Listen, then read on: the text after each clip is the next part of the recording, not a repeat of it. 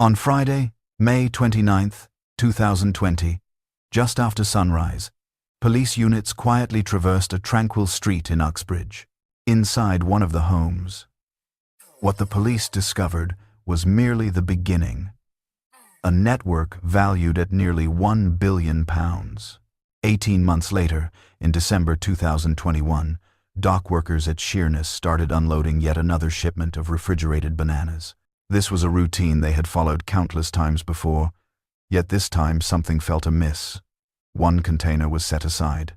What they found inside would send detectives down a path leading to one of the most intricate smuggling operations. This was the most sophisticated the UK had ever encountered. And then on July 26, 2023, two vans, departing from New Haven Port in the early morning glow, just a few miles up the A26, police units stood by in silence. When they sprang into action, it was all over in mere seconds. 3 separate locations, yet connected by the same web of organized crime. Encrypted messages, hidden compartments, and individuals who believed they had crafted the perfect scheme. This is the tale of how 3 major operations in London, Kent, and Sussex were dismantled by UK police and the National Crime Agency. Welcome to Echoed Crimes. Let's dive right into the case. Between 2017 and 2020, a criminal syndicate thrived across London and Greater Manchester. On a scale that would later astonish investigators, 12 men linked through encrypted messaging platforms managed a supply chain that transported tons of Class A drugs through ports and distribution centers in the UK. What unified them wasn't a single warehouse or a trademarked business. It was the encryption network they believed could not be traced. At the core was Paul O'Brien, a 57-year-old from Uxbridge. He served as the coordinator, engaging directly with suppliers in Europe and overseeing the financial aspects of the operation. His messages detailed discussions about multi-ton DLS, shipments of cocaine, payment transactions in euros, and coded references for cargo. Under his leadership was Lee Mortimer. At 40, from Ruislip, he was referred to by police as the deputy organizer. Mortimer managed regional deliveries, cash drops, and the logistics of transporting products through safe houses throughout West London. To the north, 36-year-old Jonathan Strogolos, located in Manchester, oversaw the northern arm. He organized importation routes, warehousing, and wholesale distribution. His messages connected him to Matthew Parsons, 38, who managed the transport. He also coordinated the timing of import runs, including truck movements from European ports. Paul Shaw, also 38, oversaw drivers and kept in contact with them at Harwich and other entry points. The finances of the network were run through a separate layer. Marcus Elmer, 52, was an expert in cash handling and money laundering operations. Meanwhile, Jonathan Whitley, 56, provided a conduit for laundering through vehicles, real estate, and shell companies. Anthony Sheehan, 37, served as a lower-tier supplier within the London distribution chain. European connections were managed by Markin J. 47, who organized continental supply and supervised the import of high-purity cocaine and heroin shipments into the UK.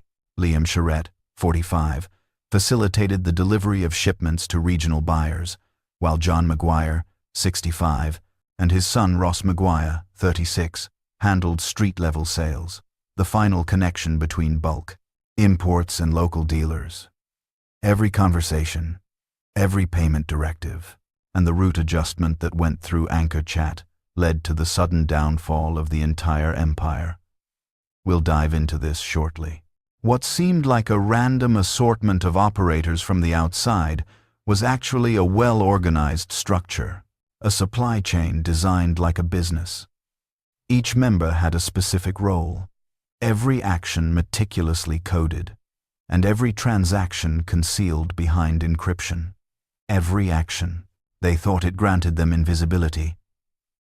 But that very belief would ultimately lead to their downfall. By early 2020, after the decryption of encryption, analysts from the Metropolitan Police National Crime Agency, and Essex Police suddenly gained access to thousands of message threads that had previously been entirely undetectable.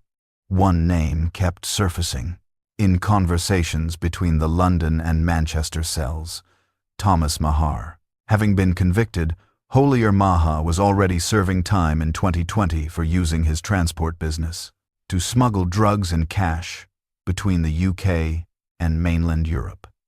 The overlap between his logistics network and Paul O'Brien's organization was too significant to overlook. Another frequently active handle discovered was ONEDIAM,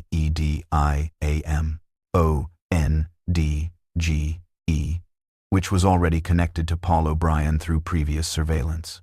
By cross-referencing those encrypted conversations with cell site data and financial records, the framework of his network and the vastness of its operations were exposed. As we have already discussed, anchored chat records indicated that both groups utilized the same types of vehicles, ferry routes, and drop-off points. Messages retrieved from O'Brien's handle mentioned joint shipments and cash transfers, describing them in code as tickets, a slang term for loads or payments being moved through Irish and Dutch ports. Dates and figures within those messages aligned perfectly with Maha's known movements, painting a clear picture of a shared supply corridor operating across borders. The National Crime Agency tracked numerous communications from O'Brien to contacts in Ireland, while the Garda National Drugs and Organised Crime Bureau was already probing a related series of euro transactions. On May 6, 2020, Garda officers stopped a vehicle in Drogheda and confiscated €600,000 in cash. The serial numbers and timing of that seizure matched precisely with EncroChat messages exchanged between O'Brien and his European associates that same week. Further analysis by the NCA and Garda mapped out a consistent route utilized by the network. Shipments left the Netherlands, then either crossed into the Republic of Ireland or headed directly to Essex and Harwich, and then moved inland through Liverpool or the M6 corridor. Each leg of the journey was orchestrated by a different cell to disperse responsibility, with Maha's transport chain managing the continental leg, while O'Brien's group took care of the import and distribution. Investigators believed this multi-route design was intentional. It enabled the gang to reroute loads when seizures occurred, by using legitimate freight companies as a cover. Every movement left a digital trace on EncroChat, creating a cross-Europe blueprint of a network that stretched across Ireland, the Netherlands, and the UK. What became clear was that O'Brien's billion-pound operation didn't function in isolation. It was part of a continental supply web, already exposed by Mayer's downfall, a web now unraveling from both sides. The first major breakthrough occurred on the 29th. In May 2020, when the Metropolitan Police descended on O'Brien's home in Uxbridge, the early morning raid was brisk. Officers gained entry and discovered precisely what the EncroChat logs had anticipated: drug ledgers, encrypted devices, and a significant amount of cash hidden behind a false wall. O'Brien was taken into custody on the suspicion of conspiracy to import and distribute Class A drugs. With O'Brien in detention, focus shifted northward. Investigators, collaborating with the National Crime Agency and Greater Manchester Police, followed the parallel cell led by Jonathan Strudless. Over the next few months, officers executed a series of coordinated warrants in Manchester and Essex, arresting couriers, distributors, and financial operatives tied to the broader conspiracy. Encrypted devices, coded documents, and references that perfectly matched the materials seized from O'Brien. As the arrests gained traction, forensic accountants began to analyze the group's finances. Transfers of property, vehicle sales, and business accounts revealed the manner in which profits had been laundered through a network of seemingly legitimate firms, logistics companies, construction businesses, and luxury car dealerships. Within one property, they uncovered over 160 kilograms of cocaine. more than £1 million in cash, and a selection of valuable watches and vehicles believed to have been acquired through shell companies. Later that year, the NCA and Essex Police conducted a related operation at Harwich Port, intercepting another container shipment. Among legitimate goods were 138 kilograms of cocaine and 8 kilograms of heroin. Traditional surveillance, physical seizures, and financial scrutiny. Operation Venetic evolved from an intelligence-gathering exercise into a synchronized assault on one of Britain's most lucrative criminal enterprises. What started as a decrypted message had transformed into a chain of evidence, stretching from encrypted screens to seized shipments, demonstrating that even the most meticulously hidden network could be traced, mapped, and dismantled. By the end of 2020, the once cohesive organization was disintegrating in phases. Its encrypted barrier had crumbled, finances faced intense examination, and its leadership was either imprisoned or in hiding. The billion-pound network, that had operated in secrecy for years, was now unraveling under the scrutiny of the agencies it had evaded for so long. By 2022, when proceedings commenced at Aylworth Crown Court, prosecutors labeled it one of the largest drug conspiracies ever prosecuted in the United Kingdom. Across a series of hearings between 2022 and 2024, 12 men faced trial for conspiracy to import and distribute Class A drugs and for laundering the resultant profits. The Crown Prosecution Service presented a thorough account of their operation and how the organization had moved around 8 tons of cocaine and heroin through British ports, with an estimated street value exceeding £1 billion. Officers from the Metropolitan Police, National Crime Agency, Essex Police, and Garda Síochána collaborated on a joint case, illustrating how each regional segment of the network interconnected. After months of evidence, the sentences reflected the magnitude of what the court deemed a professional and calculated operation. After the sentencing, the National Crime Agency released a statement announcing the dismantling of the network. It commended the collaboration between UK and Irish investigators who had been working on the case since 2020. This signified the conclusion of a criminal operation founded on encryption and avarice, serving as evidence that even the most clandestine organized crime syndicates could be uncovered, deciphered, and brought to justice. O'Brien was sentenced to 21 years in prison. His right-hand man, Lee Mortimer, received an 18-year sentence. Marcus Elmer was handed 15 years and 6 months, while Jonathan Whitley got 10 years. Anthony Sheehan was sentenced to 4 years, and Martin Jardash to 16. In the North, Jonathan Struble was given 31 years, Matthew Parsons at 29, and Paul Shaw faced 17 years and 9 months. Liam Cherrett was imprisoned for 9 years and 2 months.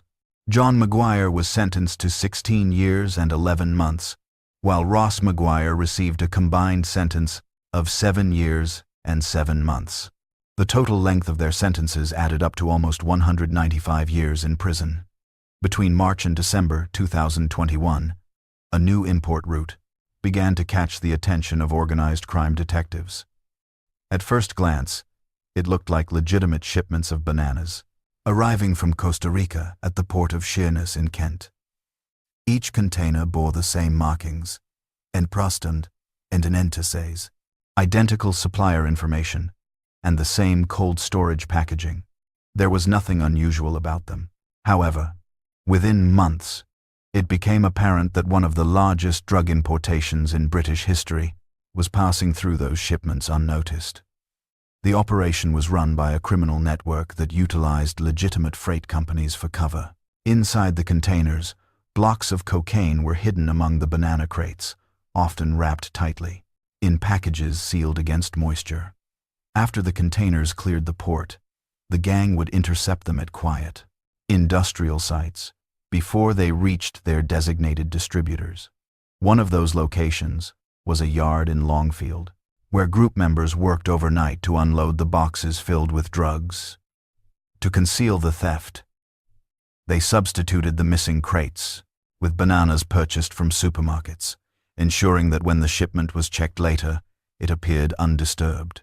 This concealment method was effective for months. Shipments entered the UK, were openly unloaded, and delivered by the same drivers, their paperwork signed off as usual. However, surveillance and intel gathered through Operation Venetic began connecting several of these shipments to encrypted communications between Kent, Manchester, and London. The data indicated a structured system for importing and distributing multi-hundred-kilogram quantities of cocaine.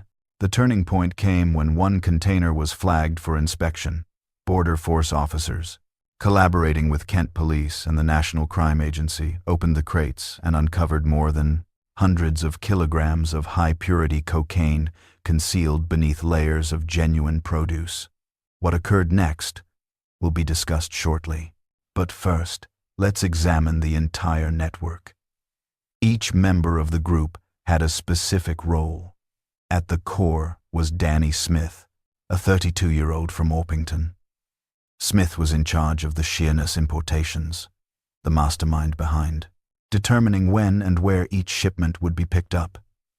Once it cleared the port, he managed the distribution strategy, coordinating carriers and storage locations before the drugs even set foot on British soil. His EncroChat username, identified as part of Operation Venetic, frequently appeared in conversations that alluded to fruit or banana references related to shipments coming from Central America. Accompanying him was Reese Jury, 36 years old, from Sevenoaks, who served as the logistics coordinator. Jury managed the hired vans utilized to gather the modified banana crates and organized their transport to industrial locations across Kent, Essex, and the Midlands, further up north.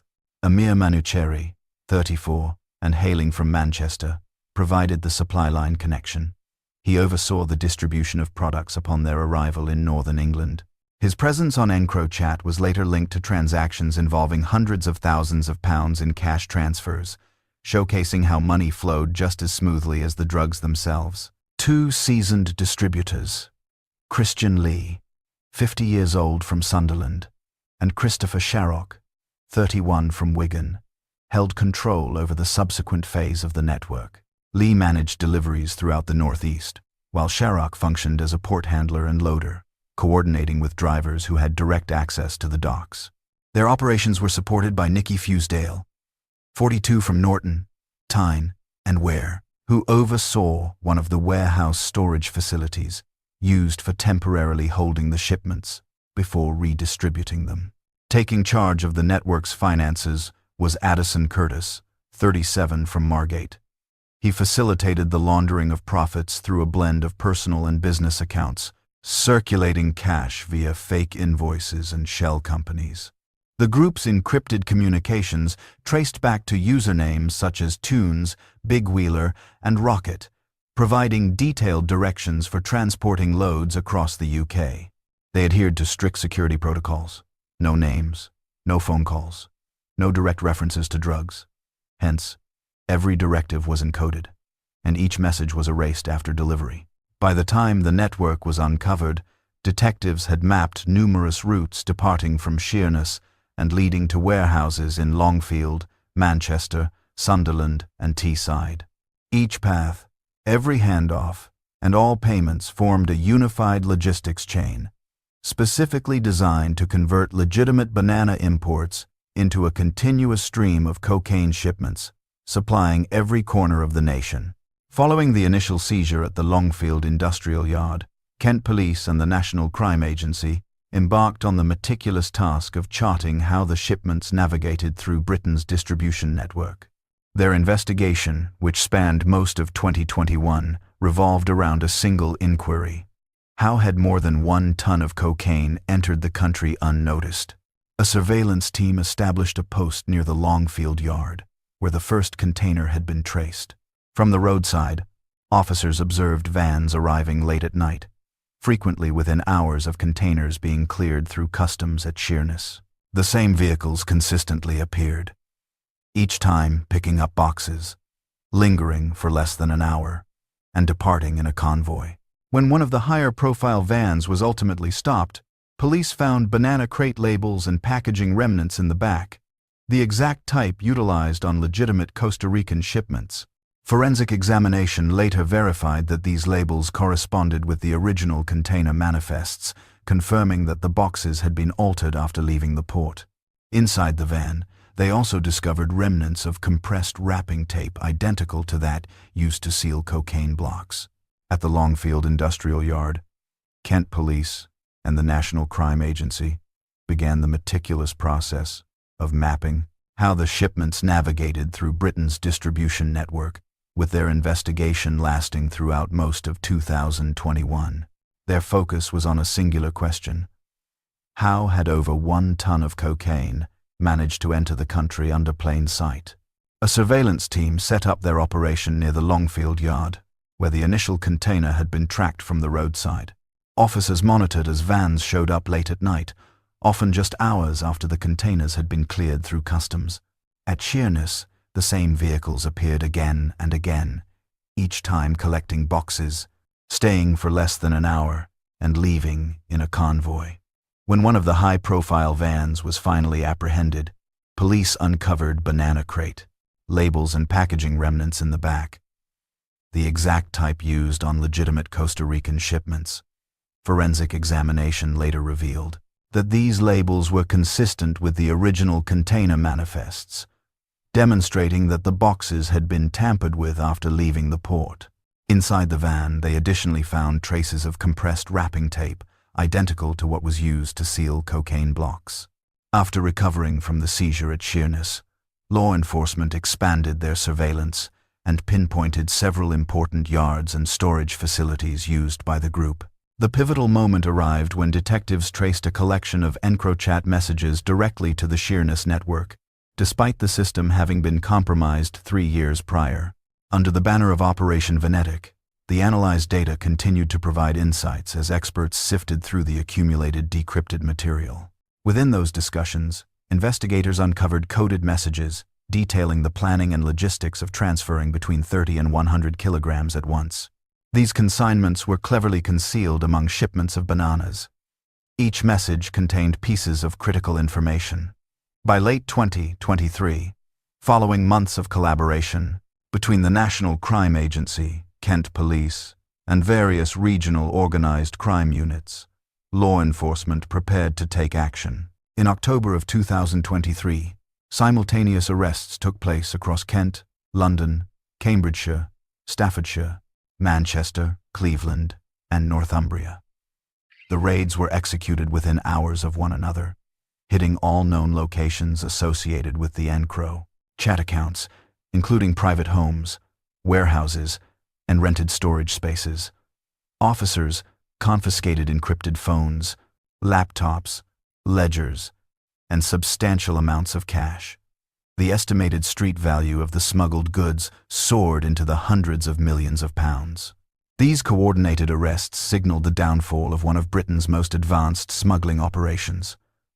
What had sparked with a singular intercepted container at Sheerness had escalated into a nationwide crackdown, fueled by years of encrypted communications, discreet surveillance, and tireless forensic investigations. When the case was presented at Maidstone Crown Court on October 1, 2024, prosecutors labeled it as one of the most intricate drug importation conspiracies ever taken apart in Kent. With robust evidence in hand, a majority of the defendants chose to plead guilty. During sentencing, Judge Catherine Brown characterized the conspiracy as a meticulously organized and professional importation network built upon deception, greed, and the exploitation of lawful trade.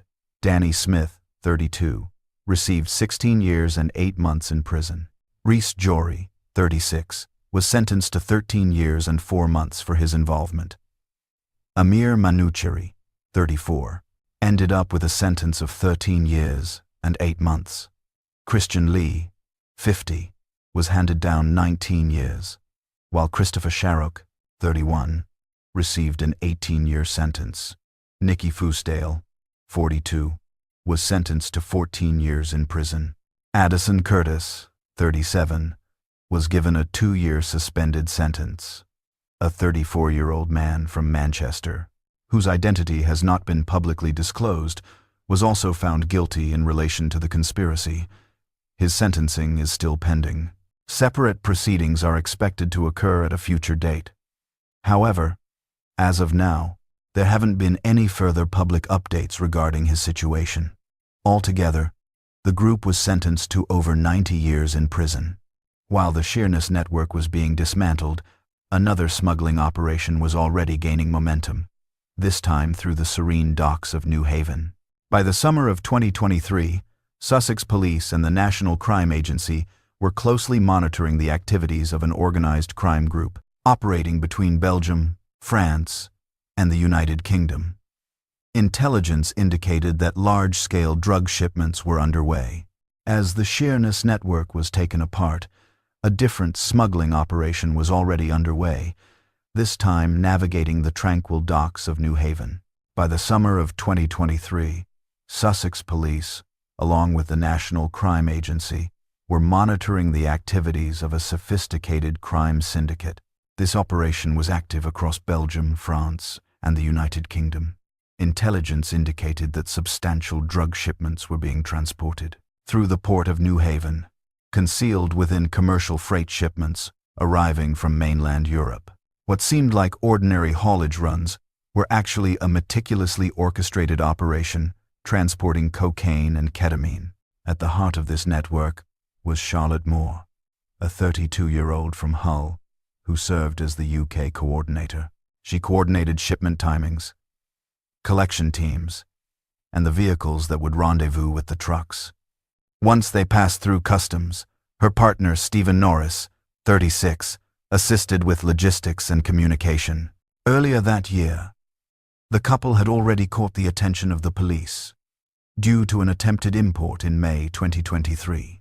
During the spring of 2023, the conspiracy revealed a pattern that extended beyond Sussex into mainland Europe.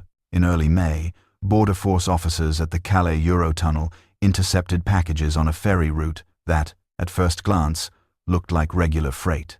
However, a forensic examination of those parcels uncovered 107 kilograms of cocaine, a finding that significantly expanded the investigation. This also introduced a continental aspect to what both the Polizei and the NCA were already monitoring, with the lorry driver on that trip, identified as Kirill Lapsu, a Belarusian national, and forensic analysis of the seized parcels subsequently revealed DNA traces linking back to Charlotte Moore and Stephen Norris, who had already attracted police interest. Mobile phone data positioned Moore and Norris in Belgium in the weeks leading up to the Calais interception. This location pattern aligned with the movement of the intercepted shipments. Investigators also uncovered internet searches from Moore's phone, where she utilized translation tools to convert phrases like, "I'm searching for cardboard moving boxes," and inquiries about brown packing tape into French. These searches were followed by purchases. CCTV footage and receipts indicated that Moore bought large moving boxes from IKEA on the 3rd and 4th of May 2023. Behavior that prosecutors later argued in court indicated clear preparations for packaging and subsequent transport. The Calais seizure didn't halt the group's operations. Instead, it seemed to trigger a change in tactics and a series of trial runs. In June 2023, officers halted a Citroën car at the port of Tyne and discovered a specially welded, hidden compartment in the trunk. Forensic swabs revealed traces of ketamine from that vehicle, and inquiries by Border Force and the NCA connected the stop back to the same organizing network that was being observed in Sussex. The car was seized and added to the growing physical evidence of intentional efforts to locate and utilize various routes into the UK. By late July 2023, following months of collaborative intelligence work, the National Crime Agency and the Serious Organized Crime Unit of Sussex Police had their target within reach. Surveillance teams had tracked a Belarusian registered lorry arriving at New Haven port from Dieppe. As the lorry passed through customs and moved inland, two smaller vans began to follow. A Ford Transit Connect, driven by Charlotte Moore, and a Vauxhall combo driven by Abdul Suhrabi, with Stephen Norris riding as a passenger in Moore's van, detectives observed. As the vehicles made their way from the docks to an industrial unit near Avis Way, New Haven, where they made a brief stop, the lorry driver, Pavel Budsko, stayed with the vehicle as the boxes were unloaded into the two vans. Moments later, both vans exited and joined the northbound route, heading toward Marsfield. From a distance, surveillance teams trailed behind, communicating the convoy's location to waiting tactical units as the vehicles approached the A26 close to Marsfield. Just south of the Premier Inn at Tuckfield, officers moved in quickly and efficiently. Armed units blocked both directions of the road, while detectives from SOCU surrounded the vans, including Moore's Transit Connect and Surabi's Vauxhall combo. They discovered 30 tightly sealed cardboard boxes. When the first box was opened, officers found what they had been anticipating: compressed packages of cocaine and ketamine. Vacuum sealed and stacked beneath layers of cardboard, the overall haul was astounding. 632 kilograms of ketamine and 70 kilograms of cocaine, with a combined street value of approximately £24.5 million. The seizure was promptly verified, hailed as the largest drug recovery in Sussex's history. Moore, Norris, and Surabi were arrested at the scene on suspicion of conspiracy to import Class A and B drugs, while Pavel Budsko managed to escape during the operation. Having left his lorry abandoned for several weeks, he remained elusive until the 28th of September, 2023, when he tried to re-enter the UK and was arrested by Border Force officers. The operation had unveiled every link in the chain from the continental suppliers to the UK distribution team, bringing a swift end to a smuggling network that had considered itself invincible. The case reached its conclusion on the 27th of June, 2024, when the defendant stood trial before the Lewis Crown Court, sitting at Hove over several days. The court heard the complete story of the operation. The prosecution presented the evidence collected over a year-long investigation. In their statements, following the verdicts, Detective Constable Laura Pettit of Sussex Police's Serious Organised Crime Unit, and Rachel Bramley, Operations Manager for the National Crime Agency, both referred to the case as a model of cross-agency cooperation. Pettit remarked that the sentences reflected the profoundly serious nature of the crimes committed, while Bramley commended the collective effort that brought the group to justice. Both emphasized the wider implications of such operations. Charlotte Moore, 32, from Hull, identified by the court as the main organizer, was sentenced to 13 years in prison. Her partner, Stephen Norris, 36, also from Hull, received a 10-year sentence. Pavel Budsko, 50, was sentenced to 9 years for his involvement. Kirill Lapsho, 42, was similarly sentenced to 9 years for his participation. Abdul Suhrabi, 53, was acquitted. After the jury concluded, there was no evidence he had known the contents of his vehicle. In total, the sentences for the conspirators, after the now, those non, amounted to 41 years of imprisonment, bringing formal closure to a case that started with a single tip-off, and culminated in an international takedown. What are your thoughts on the cases and the sentences? Share your views in the comments below. We'd love to hear your perspective. And if you found this breakdown informative, please give the video a thumbs up. Subscribe to our channel and activate notifications so you won't miss the next episode of Echoed Crimes.